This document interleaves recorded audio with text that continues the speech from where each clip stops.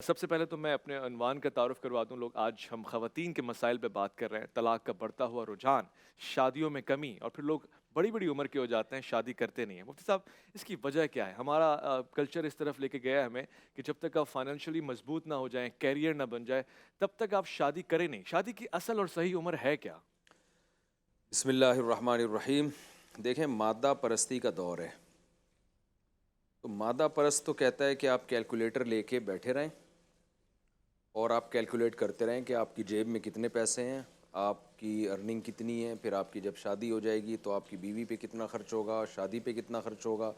پھر جب آپ کے ہاں بچوں کی ولادت ہوگی تو پھر بچوں کی اسکول کی فیسیں، ڈیلیوری کا خرچہ۔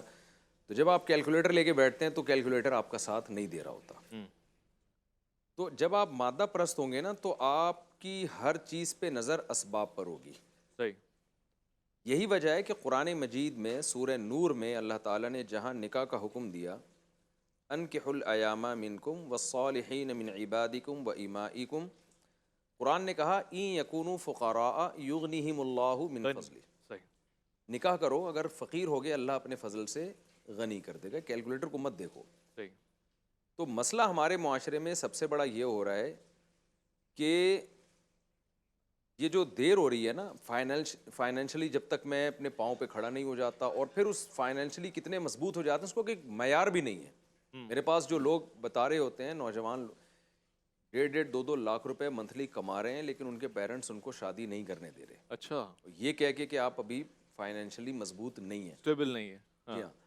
تو وہی حشر ہمارے معاشرے کا ہونے والا ہے جو یورپ کا اور امریکہ کا ہوا، کہ فیملی سسٹم آہستہ آہستہ تباہ و برباد ہو گیا، کیونکہ اتنا معاشرے میں اچھائی نہیں ہے کہ اگر آپ دیر سے شادی کر رہے ہیں تو آپ اپنی نظروں کو بھی جھکا کے رکھتے ہیں اور آپ بہت ہی پاک دامنی والی زندگی گزارتے ہیں۔ ظاہر ہے آپ کی باڈی کی ایک فزیکل ریکوائرمنٹ ہے، وہ اگر حلال طریقے سے پوری نہیں ہوگی تو آپ حرام کی طرف جائیں گے، صحیح، اور جب ایک دفعہ حرام کا چسکا لگنا شروع ہو جاتا ہے تو پھر حلال اچھا نہیں لگتا۔ صحیح، جن لوگوں کو چرس اور ہیروئن کی عادت ہے ان کو زمزم اچھا نہیں لگتا، واہ واہ، جن کو شراب کی عادت ہے ان کو زمزم اور دودھ اچھا نہیں لگتا ان کو۔ صحیح، تو یہ بہت بڑا ایک سنگین مسئلہ بن چکا ہے ہمارے معاشرے کا، اس لیے ہم جب مسلمان ہیں تو ہمیں قرآن کو دیکھنا چاہیے۔ ہوں، صحیح ہے، بخاری کی حدیث ہے، آپ صلی اللہ علیہ وسلم نے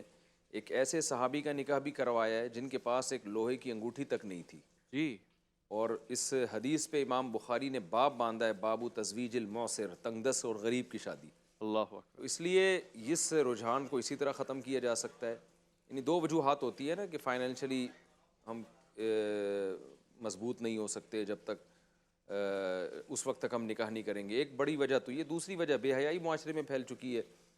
جب ناجائز طریقے سے آپ کی خواہش پوری ہوتی ہے تو پھر آپ حلال کی طرف جاتے ہی نہیں ہو، آپ مضبوط ہو بھی جاؤ تو بھی نہیں جاتے۔ صحیح، تو یہ دو چیزیں میں سمجھتا ہوں ایک بہت بڑی برائی ہے ہمارے معاشرے کی، جس کے روک تھام کی ہمیں کوشش کرنی چاہیے۔